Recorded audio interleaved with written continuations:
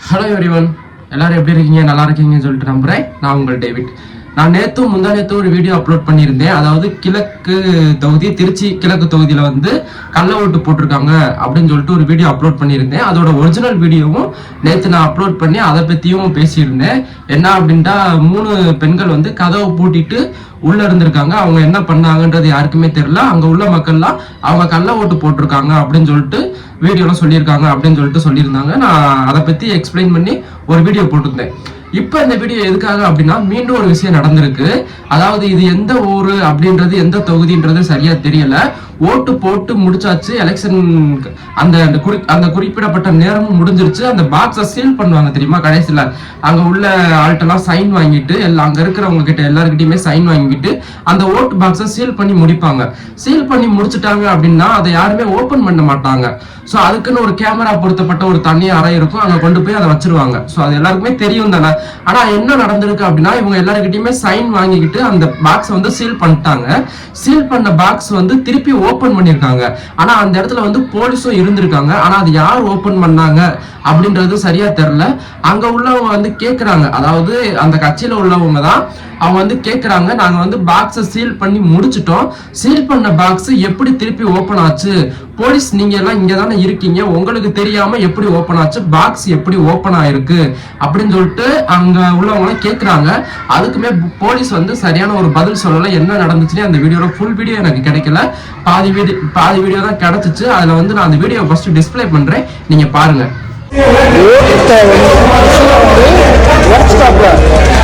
உடைச்சு திரும்ப சீலை உடைச்சு திரும்ப இதை வந்து நாங்கள் சீலாம் வச்சு கையெழுத்து போட்டு போனதுக்கு பின்னாடி இந்த இது எப்படி ஓப்பன் ஆச்சு? இது எப்படி ஓப்பன் ஆச்சு? இது நாங்கள் வந்து சார், நான் தான் பிஜேபிக்கு அத்தாரிட்டி சைன்லாம் பண்ணி சீல் வச்சுட்டு போயிட்டேன். நீங்கள் இது எப்படி திரும்ப ஓப்பன் பண்ணியா? ஸோ கைஸ், நீங்க பார்த்துருப்பீங்கன்னு சொல்லிட்டு நினைக்கிறேன். அந்த வீடியோல வந்து அவர் கேட்கிறாரு, சீல் பண்ண பாக்ஸ் எப்படி ஓப்பன் ஆச்சு? போலீஸ் நீங்க இங்கே தானே இருக்கீங்க, உங்களுக்கு தெரியாதா அப்படின்னு சொல்லிட்டு கேட்குறாங்க. இதுக்கு முன்னாடி போட்ட வீடியோலயும் வந்து ஒரு நபர் வந்து எப்படி இந்த 3 பேர் வந்து கதவை பூட்டிட்டு உள்ள இருக்காங்க, கள்ள ஓட்டு போட்டிருக்காங்களா சார், நீங்க எவ்வளவு காசு வாங்கினீங்க, நீங்க இங்கே தானே இருக்கீங்க, நீங்க பார்க்கலையா, உங்களுக்கு தெரியாதான்னு சொல்லிட்டு கேட்பாரு. அதுக்குமே அங்க உள்ள போலீஸ் வந்து அவரு சரியான பதில் சொல்ல மாட்டாரு. வீடியோ எடுக்கிறவங்களையும் கேள்வி கேட்கிற பீப்புள்ஸையும் தான் அவர் வெளியே அனுப்பி விடுவாரு. ஆனா உள்ள இருக்கிறவங்கள அவர் எந்த கேள்வியுமே கேட்க மாட்டாரு. ஸோ அதே மாதிரிதான் இங்கேயும் நடந்திருக்கு. அந்த போலீஸ்காரங்க வந்து இவங்க கேட்கிற கேள்விக்கு எதுக்குமே பதில் சொல்லல. அவங்க ஆக்சுவலா ஒரு டீட்டெயிலாவே கேட்கிறாரு, பாக்ஸ் எப்படி ஓபன் ஆச்சு, நீங்க இங்க தானே இருக்கீங்க. ஆக்சுவலா பாக்ஸை வந்து சீல் பண்ணி முடிச்சாச்சு, எல்லார்கிட்டயுமே சைன் வாங்கி சீல் பண்ணியுமே முடிச்சாச்சு. ஆனா பாக்ஸ் எப்படி ஓபன் ஆச்சு அப்படின்னு சொல்லிட்டு கேட்கிறாங்க. அவங்க வந்து போலீஸ்காரங்களும் எந்த ஒரு சரியான பதிலும் சொல்லல. அந்த மாதிரி ஒரு பிரச்சனை இது எந்த இடத்துல நடந்துச்சு, எந்த தொகுதின்றது எனக்கு சரியா தெரியல. அதே மாதிரி திருச்சி கிழக்குலயும் இந்த மாதிரி நடந்திருக்கு, கிழக்கு தொகுதியிலையும். சோ இந்த மாதிரி இது 1-2 இடத்துல மட்டும் இல்ல, இந்த மாதிரி நிறைய இடத்துல நடந்திருக்கு. ஆனா நிறைய விஷயம் வீடியோவா வெளியே வராம இருக்கு. இப்ப வரைக்கும் 2-3 வீடியோ வெளியே வந்திருக்கு. ஆனா இதை பத்தி எல்லாம் எந்த ஒரு நியூஸ் சேனலுமே போடவே கிடையாது. அபிஷியலா இருக்கிற எந்த ஒரு நியூஸ் சேனல்லையுமே போடுறது கிடையாது. இன்ஸ்டாகிராம் பேஜ்ல தான் போடுறாங்க. ஆனா யூடியூப்லயுமே இதை பத்தி யாருமே அவ்வளவு போடல. அதனாலதான் நமக்கு தெரிஞ்ச விஷயத்த நம்ம சேனல்ல அப்லோட் பண்ணுவோம். இல்லாட்டி இதை கூட நம்மளால சொல்ல முடியலாட்டி நம்ம எதுக்கு யூடியூப் சேனல் வச்சிருக்கணும்ன்ற ஒரு எண்ணத்துலதான் இந்த விஷயத்தெல்லாம் நான் உங்ககிட்ட ஷேர் பண்றேன்.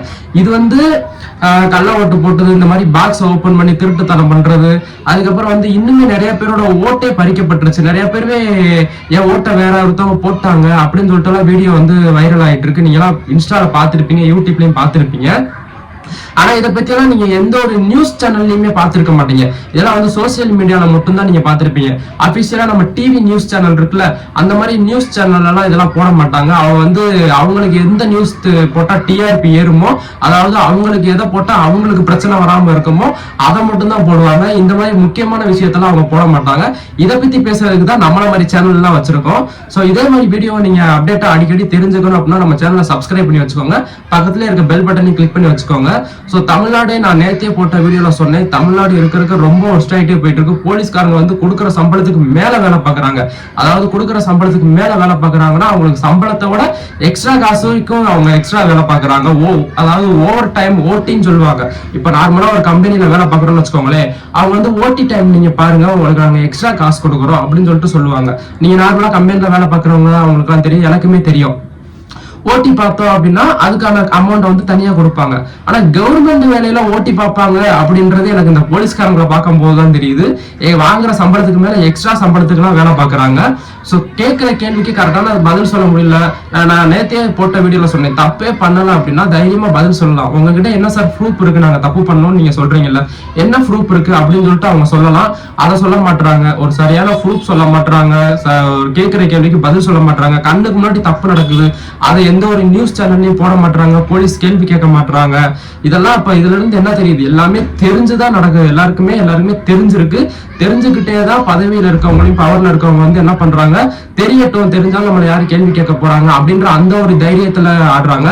சோ நான் திரும்பவும் சொல்றேன், இந்த வீடியோ பாக்குற நீங்க வந்து ஒரு சாதாரண மக்களா இருந்தீங்கன்னா, ஒரு சின்ன தப்பு நடந்தாலும் சரி, பெரிய தப்பு நடந்தாலும் சரி, நீங்க போய் ஒரு பலசர கடையில ஒரு பொருள் வாங்குறீங்க, அந்த பொருள் வந்து எக்ஸ்பைரி டேட் முடிஞ்சிச்சுனாலும் அந்த கடையில நீங்க தைரியமா கேளுங்க, எக்ஸ்பைரி முடிஞ்சிருச்சு, நீங்க ஏன் இந்த பொருளை வச்சிருக்கீங்க, நான் உணவு பாதுகாப்பு துறைக்கு கம்ப்ளைண்ட் பண்ண போறேன் அப்படின்னு நீங்க என்னைக்கு கேள்வி கேட்க ஆரம்பிக்கிறீங்களோ அன்னைக்குதான் நம்ம நாடு உண்மையான ஜனநாயக நாடா மாறுமே தவிர, இப்ப வரைக்கும் நம்ம நாடு ஜனநாயக நாடே கிடையாது. நம்மளுடைய உரிமை நம்ம கிட்டே கிடையாது, வேற ஒருத்தங்கிட்ட தான் இருக்கு.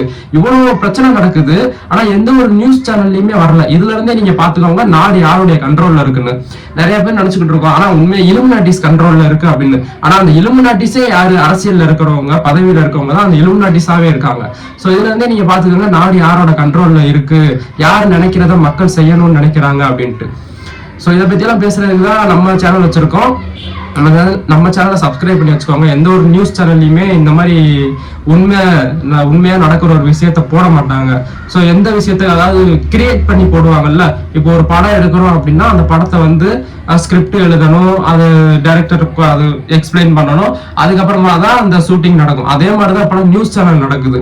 சொல்லி வச்சுதான் எல்லாத்தையுமே பண்றாங்களே தவிர உண்மையா பிராக்டிக்கலா லைவா நடக்கிற விஷயத்த எந்த ஒரு நியூஸ் சேனல்லையுமே போட மாட்டாங்க. சோ இதெல்லாம் உங்ககிட்ட நான் ஷேர் பண்ணணும்னு நினைச்சது. நம்ம சேனலை மறக்காம சப்ஸ்கிரைப் பண்ணி வச்சுக்கோங்க.